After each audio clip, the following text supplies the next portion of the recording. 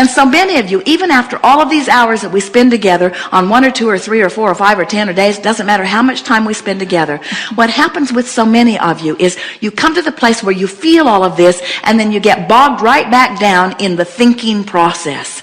And we want you, that's why for a while we called this the science of deliberate creation, but frankly it made you think too much. Oh, it's science. I must think about it. Creation, ooh, creation, deliberate. Oh, I must be very deliberate.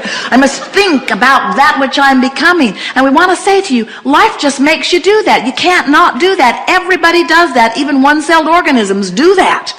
In other words, you can't cease but do that. So then, as we saw you worrying so much about what you were thinking, we decided to give it a whole new name. Let's call it the art of allowing. Let's put it into the framework of that which you all are about. Let's figure out ways that you can now allow yourself to be what life has caused you to become. And that's when we really got specific about helping you to understand that the guidance within you, so you feel the guidance within you is alive and active and more available to you the more you use it. So as you care about how you feel, and you gravitate to the thoughts that feel increasingly good, and you get better and better and better results, that's a wonderful thing. But we don't want you to be result-oriented. We want you to be how I feel in the moment-oriented, because you're never going to come to the end of the results that you're seeking. And when you are looking for results, invariably you become impatient about how fast you're getting there, and then you turn upstream. So if you don't be result-oriented, but you still instead be how I feel in the moment-oriented, now you're always on your path. So people looking at you from the outside begin to notice that, first of all, you feel better. They can feel that the tension has dissipated within you. And then they begin to notice that they heard you talking about something, and next time they turn around, you're driving it, or living in it, or owning it, or feeling it, or living with it. In other words, they begin to notice that your words are translating into the physical equivalent more rapidly than seems fair to them from their vantage point. And then you begin to notice that the having of things becomes less significant, although you can have anything that you want, because the having of things used to fill a void that no longer needs to be filled, because you filled the void up with alignment with who you are. The void was never about needing one more thing to bring home. The void was never about need in a relationship. The void was about the misalignment between you and you. And now you've figured out how to deal with that alignment, and you've understood that that alignment's not like a college degree that once you get it, it's yours forevermore. Your alignment either is or isn't in the moment, and it's always available to you. It's just a thought or two away. Now you begin to understand that life is about living. It's not about buying. Life is about being. It's not about achieving. Life is about the pathway. It's not about the ending place. Life is about the journey. It's not about the destination. Life is about the going. It's not about the getting there. Life is about the living of life, not about the getting to some place that you always wanted to be in life. Life is what you are about, is the eternally unfolding genius that you are, and you never stop unfolding. So you can't get it done. And if getting it done matters, then you're in deep doo-doo, because you can't get it done. So when you relax in that attitude, when instead of, as you come together in a group, trying to figure out how to get this big clump of money so that you can do something with it, you're enjoying being together as a group. Instead of trying to figure out what's the best place to put the money, you just understand that there are endless places to put it, and one place is as good as another, and it doesn't really matter which place it is, because that wasn't the point anyway. The point wasn't to find the most needy place and put your money there. The point was to have a reason for money to flow through you toward something that made you feel good while it was flowing through you. You can't find enough charities to fix. And if you get on that bandwagon, you'll go crazy, because the charities will come out of the woodwork and they'll say, give it to me, give it to me, give it to me, give it to me. And before you know it, you will feel shortage, because not enough money can flow through the vortex called you and your group to satisfy all of those that will be saying, give it to me, give it to me. And then you'll want to say, wait, I don't give it to you because you need it. I give it to you because it felt good to give it to you, but now it doesn't feel so good to give it to you. Jerry and Esther met a wonderful girl in a restaurant in California a while back, and they could tell she was from another country. She had a delightful accent, and as they visited with her, she was from a part of Russia, and they liked her so much. They liked her sweetness. They liked her trying. They liked how much she wanted to do a good job at what she was doing. And so Esther had a purse full of money that she had been carrying around from one of the workshops, and as she was writing the amount for the tip, she said to Jerry, "What do you think about just giving her this envelope?" And Jerry said, "I think it's a good idea." He didn't even ask how much was in it. It didn't matter to either one of them. There was a lot of money in it, thousands of dollars in it. And so the little girl brought the check, and Esther put some money on as a tip because she didn't want her employer to think that the girl had not given them good service. And then Esther just said, we'd like you to have this too. And she said, "Thank you very much." And she went back into the kitchen, and then they heard dishes breaking.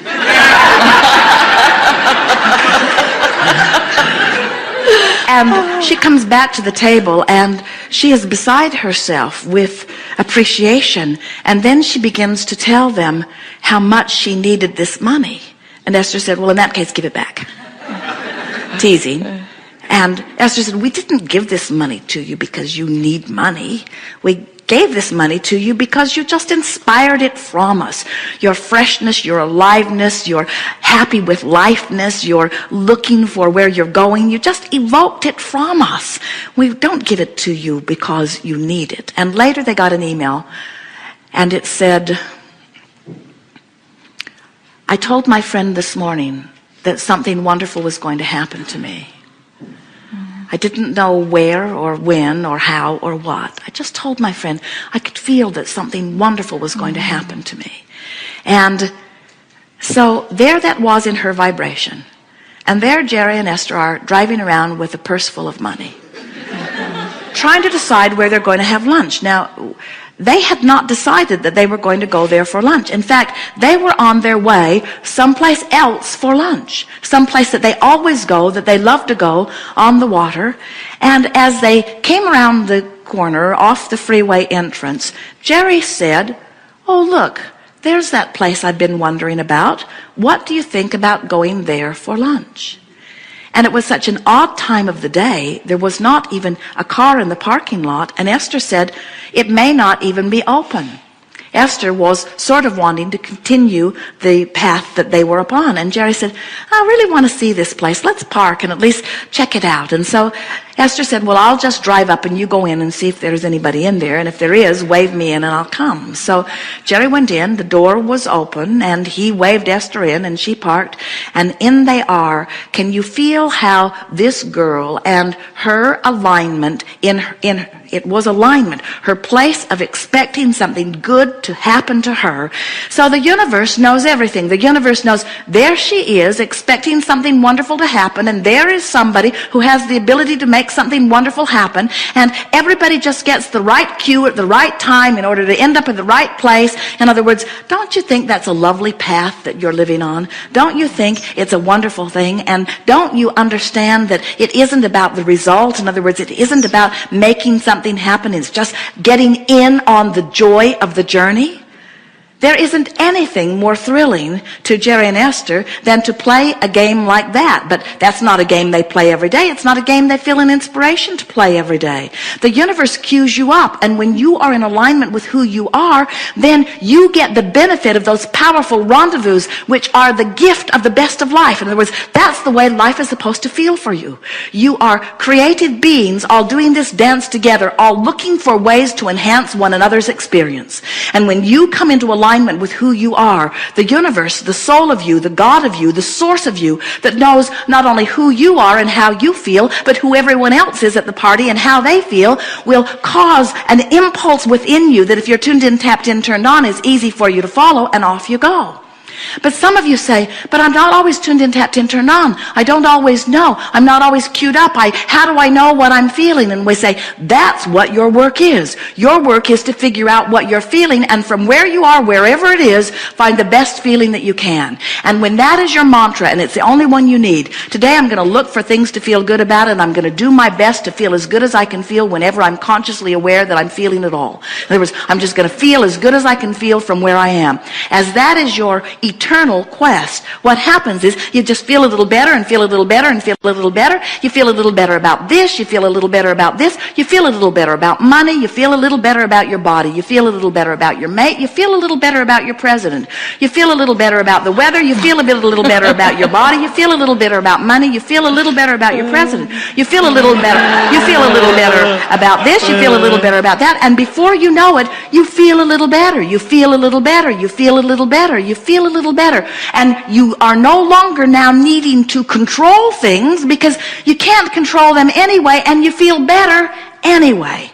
And the better you feel, the more aware of how you feel you are, and the more aware of how you feel you are, the better you are able to make choices, until before you know it, you're just flowing along, and life is going so good for you, and people are looking at you, and they're wanting to say, because they don't get it maybe, why is your life so good? And you say, well, there's this stream. And I've got this boat. And I used to have these oars. I threw the oars away a long time ago. But I used to get in the stream, and I used to turn it upstream, and I used to paddle really hard, and I used to get really tired and really ornery. Like you could say. And then I realized it wasn't working out for me, and so one day I just let go of the oars, and to my surprise and delight, my boat turned around in the stream. And as I relaxed there, thinking at first, I need more oars and more oarsmen to help me, I began noticing that the ride on this river was pleasant, and that when I relaxed and allowed myself to enjoy that everything that I'd ever wanted was within easy reach, and my boat in the water took me to it. Odd, you say, that I gave up the struggle that I'd been trained to perfect. And in the moment that I did that, things started getting better. And I didn't ride very long on the river before I came to understand that I never had anything to prove anyway. And my attempt at proving it was what was messing up my life. There was never anything that I was supposed to do anyway. And when I stopped doing it, things got better right away. Turned out I was worthy without the struggle. But I couldn't get the reward until I stopped the struggle. Turned out that I was a good person anyway, and that there wasn't anything that I needed to do to prove that to anyone, because everything that matters to me, everything that is good, already knows my goodness. But it was me not knowing it that was my problem, not God not knowing it. It wasn't that I didn't find a way to prove my goodness to God. God already knew that. It was my letting myself know my goodness that was missing. So now I'm enjoying the ride on the river, you say. And it's a really frolicking good ride, and it takes me to all of the wonderful places of life. And now I've got the hang of it. I realize how many wonderful other people are riding the river, and it is uncanny how the stream causes us to rendezvous and have really good times together. That's nice. What's the time? We have 12 minutes. What is left undone? You're done. Thank you so much.